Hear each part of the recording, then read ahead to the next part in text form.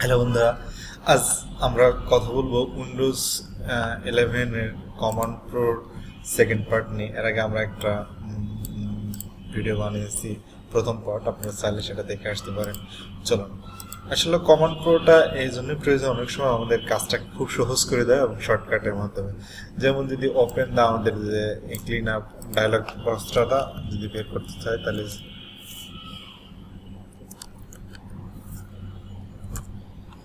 এখান থেকে আমরা ডিস্ক ক্লিন করতে পারি। ওখানে যে প্রপার্টি ভিতরে যে প্রপার্টিস যে অথবা এই করে তারপরে ক্লিনার ডিস্ক ক্লিনার বের করতে হয়, কিন্তু এটা সহজে আপনারা বের করে নিতে পারেন। এবার যদি আমরা টাস্ক ম্যানেজারটাকে এখন টাস্ক ম্যানেজার ওপেন করতে হবে, যদি আমরা টিএসকে টাস্ক এনার্জি যদি আমরা এই করি, তাহলে আমাদের সহজেই টাস্ক ম্যানেজারটা ওপেন হয়ে যাবে।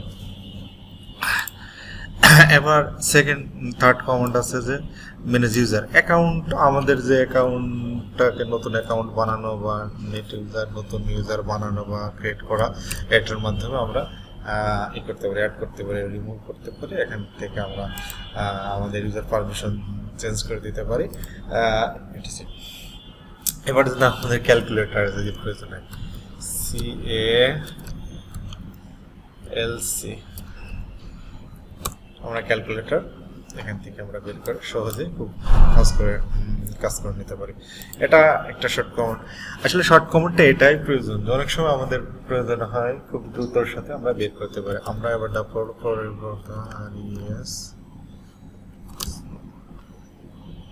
দেখেন আমাদের রিসোর্স মনিটরিং কিভাবে কোথায় কতটুকু কি খাইতেছে, আমরা চাইলে এভাবে রিসোর্সটা মনিটরিং করে নিতে পারি এবং দেখতে পারি সহজে।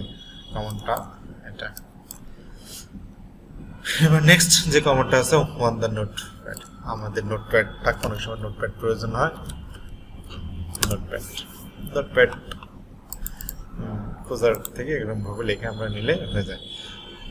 কম্পিউটার ম্যানেজার কনসোল যদি আমরা চাই,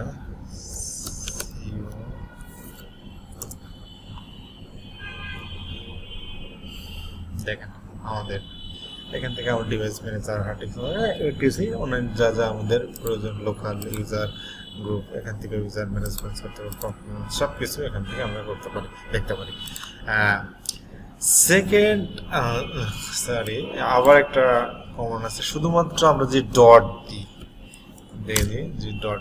দেখেন আমাদের এই যে ফাইল যে নামের আমাদের যে ফোল্ডার, এখানে শুধু ডটটা দিলে আমাদের এই যে ইউজারের ফাইলগুলো সব ওপেন হয়ে যাবে। ইউজারটা আছে, কারেন্ট যে ইউজারের প্রোফাইলটা, এখানে শুধু dot open user folder location, ওটা সেম একই। এবার যদি আমি ডাবল ডট দিই, দেখ সেম। আমরা যদি ওয়ান স্ক্রিন কিবোর্ড যদি বের করতে আমরা ওয়ান স্ক্রিন কিবোর্ডটাকে, অনেক সময় ওয়ান স্ক্রিন কিবোর্ডটা প্রয়োজন হতে পারে, আমরা ওয়ান স্ক্রিন কিবোর্ড এবার কন্ট্রোল করে মাউস কন্ট্রোল করতে পারি যদি চেপে, তখন আমরা মাউসটাকে কন্ট্রোল করতে মাউসের বিভিন্ন ধরনের সেটিংস আছে, আপনারা চাইলে এখান থেকে সেটিংস দেখে চেঞ্জ করে নিতে পারেন। আমি শুধু কমান্ড প্রমাণগুলো দেখে যাচ্ছি। এবং ওপেন দ্য রিমোট, আমাদের রিমোট ডেস্কটপের জন্য, অর্থাৎ MSTC আমাদের যে রিমোট কানেকশন, এটা শর্টকাটে MSTC এটা দিলে আমরা রিমোট কানেকশন। আমাদের উইন্ডোজ পাওয়ার শেলটাকেও আমরা ওপেন করতে পারি আমরা কমান্ড প্রমোটের CMD কমান্ড। এই CMD কমান্ডটা নিয়ে আসতে হলে উইন্ডোজ আর দিলে চলে আসে, উইন্ডোজ আর দিলে কমান্ড প্রমোটটা চলে আসে। এখন যদি আমরা ফায়ারওয়ালটাকে যদি চাই, ফায়ারওয়াল সিপিএল, আমরা ফায়ারওয়ালটাকে ওপেন করে, আমাদের অনেক সময় ফায়ারওয়াল ডিসেবল করতে হয়, এনেবল করতে হয়, সেটার প্রয়োজনে আমরা ফায়ারওয়ালটাকে অনেক সময় আমরা যে ওপেন দ্য TMS প্রিন্ট, আমাদের প্রিন্টটা অনেক সময় লাগে, পেইন্টে অনেক সময় আমাদের যে অনেক ধরনের পেইন্ট আঁকা কি বা কোনো লেকচারকে দিতে হলে আমাদের একটা প্রয়োজন হয়, তখন এটা আসলে খুবই একটা প্রয়োজনীয় জিনিস, আমরা এখানে কাজ করতে পারি। দেখেন, ধন্যবাদ। নেক্সট আমরা যাব যে মুনটার যে পারফরমেন্সটা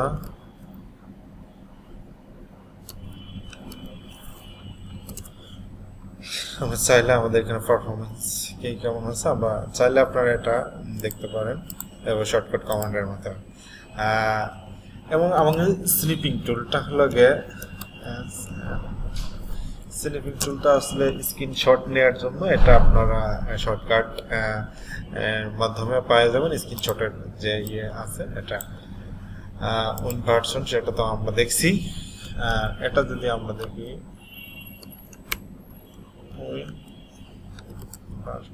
উইন্ডোজের যে ভার্সন আমরা আগে কমান্ডও দেখছি এটা হলো ডিস্ট্রিক্ট ফ্র্যাগমেন্টেশন এখান থেকে আপনি ডিএফ করছেন আমরা যদি CMD ns lookup দেখেন আমাদের এখানে ডোমেইনের যে আইপি অ্যাড্রেসিং আছে ns lookup এর মাধ্যমে আমরা পেতে পারি আমরা if config আমরা আইপি দেখতে পারি আমাদের যে আইপিটা আছে এখানে পাচ্ছি সেটা দেখতে পারি আমরা if config অলটা দিলে আমরা একেবারে ম্যাক অ্যাড্রেস শো করে আমরা এখানে পেতে পারি ধন্যবাদ আমাদের সাথে থাকবেন এবং নিত্য নতুন টিপস এবং ট্রিক্স নিয়ে আমরা আসবো